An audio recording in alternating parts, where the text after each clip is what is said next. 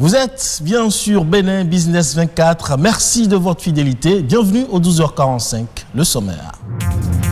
Chaque année depuis 1977, le monde entier célèbre la Journée internationale des musées. Une journée qui met en avant le personnel des musées et qui promeut les outils pour identifier et surmonter les préjugés dans les histoires racontées. Et puis dans le monde, une personne sur deux est atteinte du diabète sans le savoir. Aujourd'hui, 14 novembre, la communauté internationale appelle à une prise de conscience au sujet de cette maladie chronique. Et comment gérer les déchets solides pour ne pas détruire la nappe phréatique des sols tout en limitant la contamination des ressources en eau? Cette question a fait l'objet d'une thèse de doctorat. On en parle dans un instant.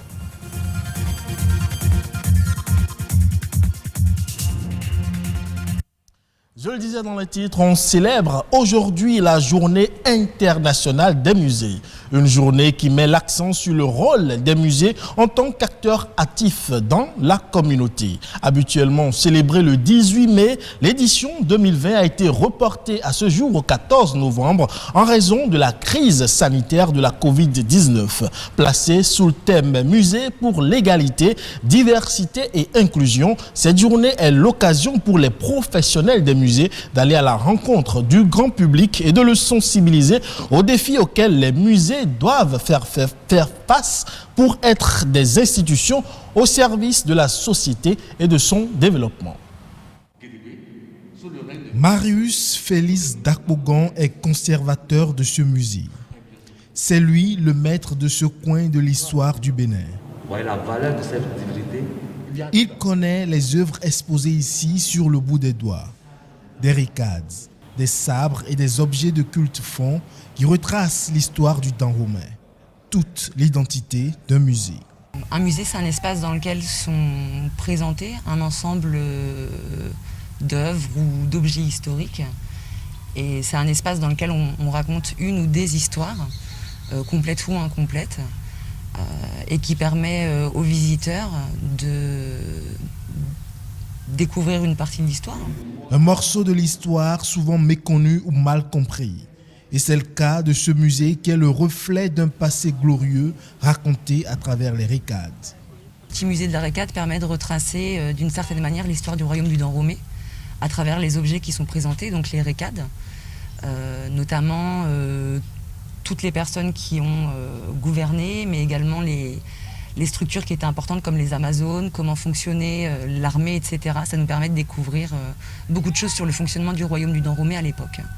Au-delà de l'histoire qu'ils peuvent donc raconter, les musées apparaissent aujourd'hui plus qu'hier comme des lieux par excellence d'échanges culturels. Peu d'endroits dans le monde sont plus éducatifs que les musées. On se rend compte que le royaume du Dahomey est évidemment au programme. Et beaucoup d'enseignants ont utilisé le musée comme un complément pédagogique pour permettre aux enfants de développer ce qu'ils ont vu en classe de manière un peu plus pratique et technique.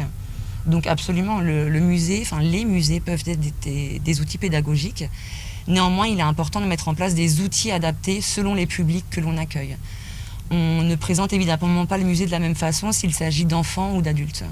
Ainsi, les musées affichent et décrivent des souvenirs traumatiques et encouragent à penser au-delà de son expérience personnelle. Les musées peuvent permettre de prendre du recul sur certains fragments de l'histoire. Il y a tous les pays, tous les peuples ont eu des histoires douloureuses. Et je pense que les musées permettent de porter à la connaissance des publics ces histoires et de pouvoir aussi insuffler de la complexité. De pouvoir insérer des choses qui ne sont pas nécessairement dans les livres, ou tout du moins de pouvoir appréhender ces histoires complexes à travers d'autres moyens de connaissance, que ce soit des objets, que ce soit des textes, des photographies, plein de choses, donc oui.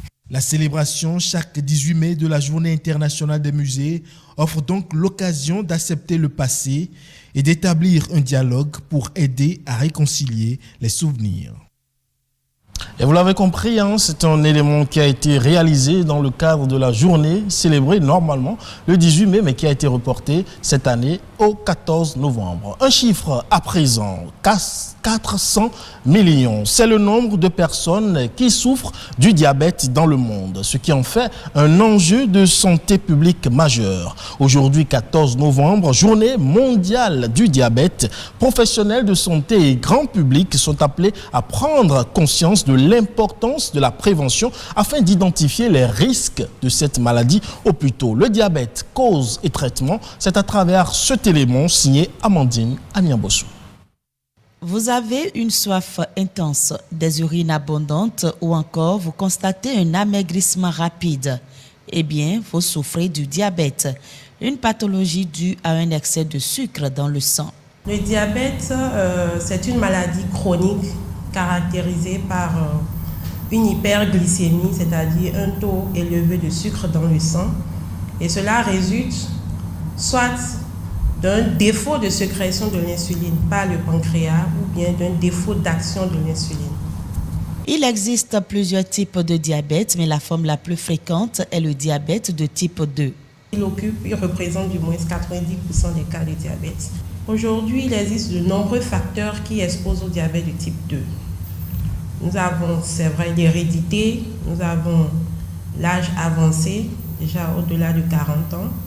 Nous avons également l'existence d'antécédents familiaux du diabète. Lorsqu'on a un parent qui a un diabète dans la famille, on est exposé au risque de développer plus tard un diabète. L'existence d'antécédents personnels de diabète gestationnel, c'est-à-dire de diabète découvert pour la première fois au cours d'une grossesse. L'existence également chez la femme d'une macrosomie fœtale, c'est-à-dire lorsqu'une femme accouche d'un bébé dont le poids de naissance est supérieur ou égal à 4 kg, cette femme est à risque de développer plus tard un diabète. Aujourd'hui, avec le changement du mode de vie, la malbouffe et la sédentarisation, le diabète de type 2 se développe de plus en plus chez les enfants. Heureusement, des traitements existent et se font en 2 étapes. Le premier volet est celui qui est d'ailleurs primordial, ce sont les mesures hygiéno-diététiques. Le traitement donc consiste en l'adoption d'une alimentation équilibrée, peu riche en glucides, en lipides et puis en sucre. Voilà. Et toujours dans ce même volet, nous avons la pratique d'une activité physique régulière, au moins 30 minutes, 5 jours sur 7 dans la semaine. Le deuxième volet comporte les médicaments. Les médicaments viennent en renfort aux mesures hygiéno-diététiques. Les patients diabétiques qui viennent à nous n'ont pas tous le même traitement. Et les médicaments sont prescrits en fonction donc, du taux de sucre dans le sang, des comorbidités, c'est-à-dire des maladies associées au diabète. Modifier ses habitudes de vie permet de prévenir ou du moins de retarder l'apparition du diabète.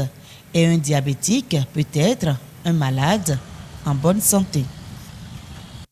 Changeons de registre à présent pour parler du pagne tissé communément appelé kanvo.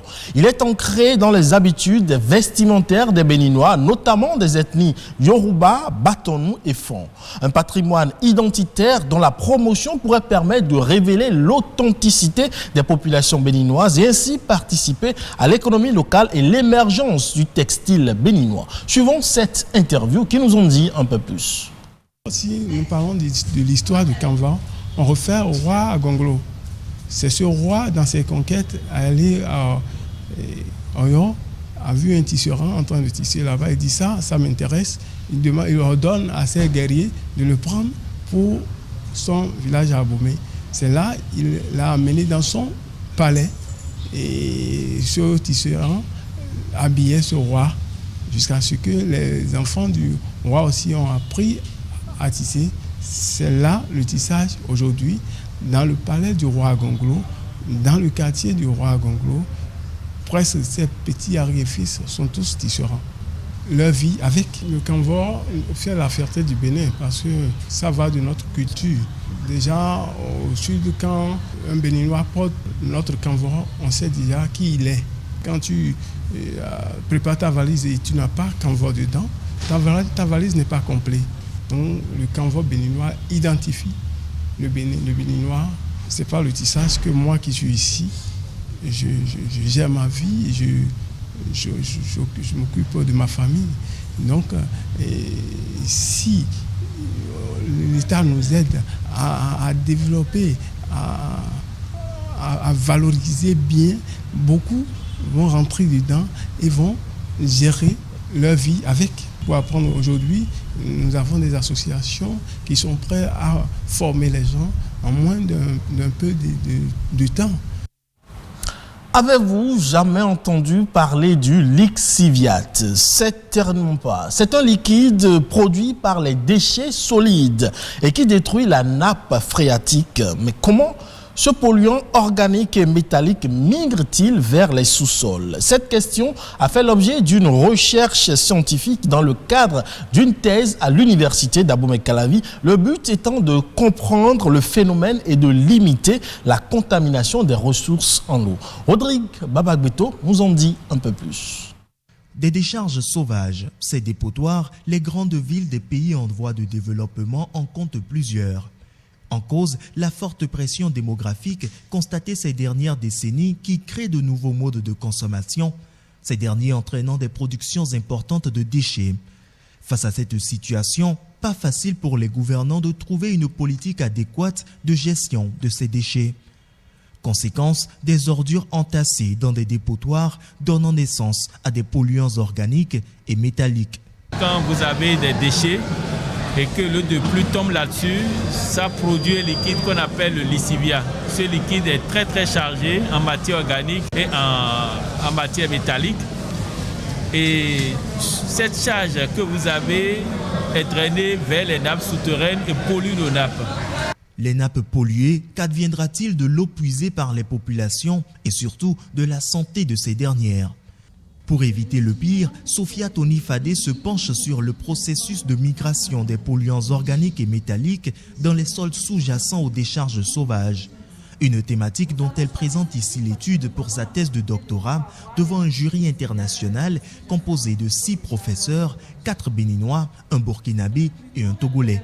Nous avons décrit dans notre document ce processus de migration qui se fait et comment on peut mettre en place des facteurs, quels sont les facteurs qui peuvent contrôler cette migration afin d'apporter une solution pour protéger les nappes d'eau que nous avons dans nos différents pays.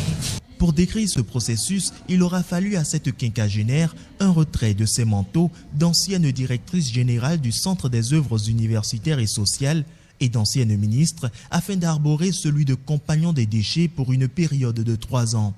3 années de recherche sur le terrain et au laboratoire pour des résultats et prédictions en vue de limiter la contamination des ressources en eau et la destruction des nappes souterraines. La recommandation est que, tel que c'est en train de faire, qu'on mette en place une meilleure gestion de politique, une meilleure gestion des déchets, parce que qu'on évite de mettre des déchets un peu partout et que nous puissions réfléchir sur comment créer des centres de stockage de déchets beaucoup plus importants dans le pays afin que nous puissions ne pas avoir des déchets un peu partout et que la population soit sensibilisée. Des résultats et recommandations ayant séduit un jury qui n'a eu d'autre choix que d'approuver ce travail en y décernant la mention très honorable. Plusieurs espèrent voir la mise en application de cette énième recherche scientifique tant la mauvaise gestion des déchets solides ménagers constitue un problème environnemental majeur pour les villes des pays en voie de développement. En attendant que cette recherche apporte des solutions pratiques aux Béninois, je vous dis merci pour votre aimable attention car c'est la fin de ce journal que vous pouvez retrouver sur le site de l'ORTB www.ortb.bj. Portez-vous bien et à la prochaine.